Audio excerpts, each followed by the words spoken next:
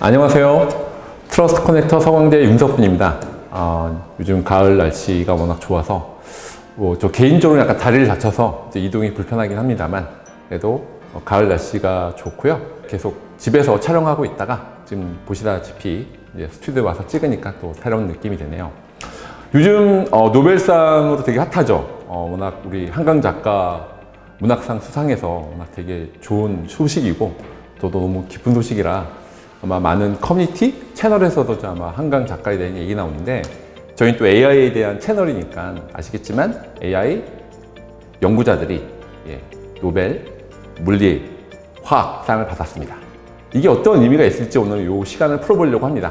사실 다른 채널이나 그쪽 방송에서도 이런 얘기 나오긴 했을 텐데 저는 그냥 전체적으로 좀 요약도 하면서 사회 아니면 이쪽 기술적인 부분에서 어떤 의미가 있을지 같이 한번 시간을 나눠보고자 합니다. 근데 사실은 약간 디베이트도 있어요. 그분들이 실제 물리학자, 화학자가 아닌데 왜 받은 거야? 하라고 하는 반문도 있고 디베이트가 있긴 합니다만 제가 봤을 때는 AI가 실질적인 리얼 월드에 이런 임팩트를 주고 있는 AI 월드, AI 웨이브에 대해서 아마 단편적인 예가 아닐까 생각이 됩니다. 그런 관점에서 여러분들이 어떤 의미가 있을지 같이 한번 나눠보고자 해요. 그런 관점에서 제가 오늘 AI 연구자들의 노벨상 수상과 그 의미라고 하는 관점에서 말씀 나누고자 합니다. 2024년 노벨 물리학상 화학상에서 인공지능 연구자들이 수상하면서 AI 기술의 과학적 영향력이 크게 부각되었습니다. 저도 이제 진짜 필드에 있다 보니까 AI가 실제 우리 월드에서 어떤 영향을 줄 것인가 고민이 많은 부분이 있었는데요. AI가 과학 연구의 핵심 도구로 자리 잡았음을 보여주는 중요한 사건이기도 합니다. 그래서 특히 이제 먼저 물리학상에 말씀드릴게요. 물리학상은 신경망의 혁명이죠. 물리학상은 AI 선구자로 불리는 워낙 유명한 제프리 닌턴 그리고 존 허필드에게 수여되었습니다. 허필드는 1982년 복잡한 패턴을 저장하고 재구성할 수 있는 영상 메모리 네트워크를 개발했고요. 힐트는 이를 발전시켜서 볼츠만 머신, 굉장히 좀 유명한 볼츠만 머신을 사용한 특징 감지와 자동 학습 기술을 개발했습니다. 이들의 연구는 현대 AI 기술에 기반이 된 신경망의 토대를 말합니다. 딥러닝의 아버지라 부르는 부분이에요. 이런 부분에서 신경망의 혁명이 물리학상을 받게 되었고요. 또 화학상은 단백질 접히 문제를 해결했습니다. 그래서 화학상은 워낙 저희는 알파고의 아버지 데미 하사비스하고 존 점퍼스, 데이브 베이커에게 돌아갔습니다. 하사비스와 점퍼는 2020년 알파폴드 2를 개발해서 50년 동안 해결되지 않았던 단백질 구조 예측 문제를 해결했습니다. 이걸 약간 예를 들면 사실은 여러분들이 되게 단백질, 저도 이제 컨퍼런스 얘기 들었는데 단백질 화학 구조 자체가 되게 바둑판은 딱 이렇게 19by 19잖아요. 그렇게 있는 거와는 또 차원이 다르게 단백질 수소하고 분자, 결합하는 건데 다양한 포텐인데 하나 예를 들면은 휴지가 있는데 휴지를 주머니에 넣으면 되게 구겨지잖아요. 그런 것처럼 단백질에 이런 여러 가지 접히 문제들이 있는데 그것들을 해결하는 부분이 있었습니다. 그래서 이런 신약 개발이라든지 항성제, 내성 연구 등 다양한 연구에 활발되어 있습니다. 그러니까 사실은 이것들은 컴퓨팅 리소스에 대한 것만 투입되는 게 아니라 AI라는 기술이 없었으면 이런 것들에서 혁신이 나오지 못하는 부분이 있었는데 이런 것들을 통해서 혁신이 나올 수 있는 그래서 사실은 이분들은 물리학자가 아니라 화학자가 아니잖아? 이렇게 하는 반문이 있습니다. 하지만 제가 앞에서 말씀드린 이런 해결되지 않았던 혁신을 이뤄내는 부분에서 얘기가 나오고 있습니다. 그래서 AI의 과학적 영향이 확대되었다고 보시면 될 것 같습니다. 이번 수상은 AI가 과학 연구의 보조 도구를 넘어서 핵심 동력으로 자리 잡았음을 보여주고 있습니다.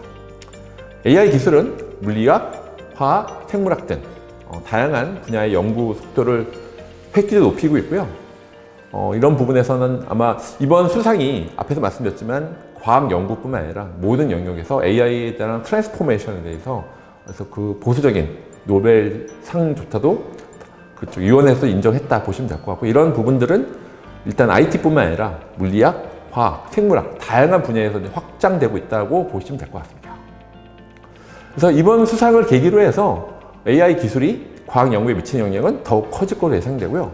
앞으로 AI가 과학 발전에 어떤 혁신을 가져둘지 주목이 됩니다. 사실 저 역시도 저도 이제 그런 엔지니어링 쪽을 했던 사람이긴 한데 이런 물리학, 순수과학에 대한 연결고리 융합에 대한 부분도 더 많이 확장이 될 거라 예상이 되고 있습니다. 그래서 좀 더 약간 얘기를 말씀드리면, 일단 물리학상에 대해서 말씀드리면 딥러닝의 시스템이 기반이 되었다. 그래서 얼굴 인식이나 언어 번역 같은 일상적인 AI 기술, 그러니까 딥러닝의 아버지 말씀드렸던 제프리 힌튼, 존 호필드가 물리학상을 수상하게 됐고요.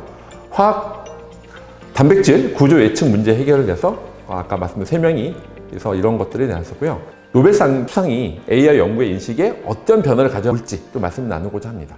그래서 실제 이제 크게 한 5가지 정도 말씀드릴 수 있을 것 같고요. 과학 내 AI 위상이 강화된다. 그래서 AI가 과학의 최고 권위를 인정받았고요. 노벨상 수상은 AI 연구가 과학의 최상의 수준에 도달했음을 의미합니다. AI가 과학 연구의 핵심 도구로 자리를 잡았음이 공식적으로 인정되었다라고 보시면 될 것 같습니다. 그래서 AI 기술이 난제 해결과 방대한 과학 데이터 분석에 기여하고 있음이 부각되었다고 보시면 됩니다. 그리고 학제 간의 연구가 촉진되었습니다. 그래서 AI 연구가 물리학, 화학 등 정통적인 과학 분야의 경계를 넘어서 크로스하게 넘어서서 있음을 드러나게 되었다고 가장 중요한 사건을 보시면 됩니다. 이는 제가 트러스트 커넥터 하는 것처럼 AI가 물리학 간 여러 가지 다양한 분야인데 그걸 연결하고 융합하는 AI가 중심적인 역할을 하고 있다고 보시면 될 것 같습니다. 그리고 토론과 논란이 좀 유발되는 게 있습니다. 그래서 일부 연구자들은 AI 그 연구가 아까 말씀드렸지만 물리학이나 화학의 범죄에 벗어나는 것에서 의문을 제기한 적도 있었는데 이런 부분들에 대해서는 또 보수적인 그런 관점도 당연히 있고요. 그런 것도 또 저희들이 잘 듣고 또 반영할 필요가 있겠죠. 그래서 이런 AI 잠재력과 위험성에 대한 인식적화가 돼서 재밌게도 수상을 하셨는데 제프리 힌튼 교수님도 그렇고 많이 위험성을 얘기했죠. 이런 과학적으로 기여가 인정받았고 동시에 그 잠재적 위험성에 대한 경고도 함께 제기가 되었습니다. 그래서 제프리 힌튼 등 수상자들은 AI 발전 속도에 대한 위험을 경고했고요. 기술의 오용과 의도치 않은 결과에 대한 경계가 필요했음을 매우 강조했습니다.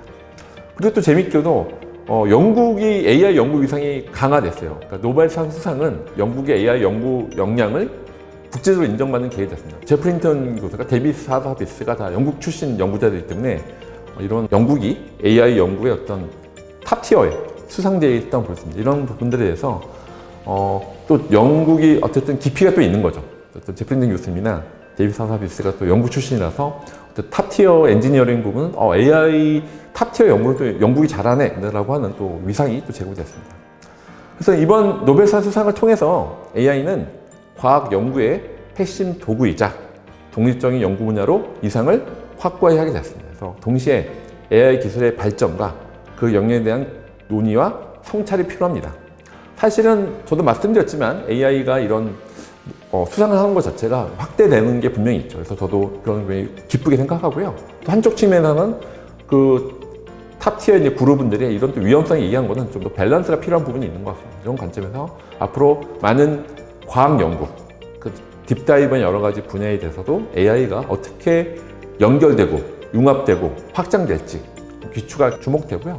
수상 자체가 그러니까 분명히 상징적 의미가 있는 것 같습니다. 그래서 거점 최고 권위에 있는 것도 인정되기 때문에 저희가 갖고 있는 서비스, 데이터 어떻게 연결할지, 융합할지 그런 관점에서 여러분들이 또 재밌게 보시면 좋을 것 같고요. 이런 우리나라에서는 아마 이런 콘텐츠가 좀 확대가 되고 있잖아요. 그래서 아마 저희가 K-소프트웨어, K-AI 이런 또 수상하는 날이 멀지 않아 또 받기를 바라고요. 여기 또 시청하시는 분들도 같이 동반 성장해서 그런 날이 빨리 올 수 있도록 같이 노력하면 좋을 것 같습니다.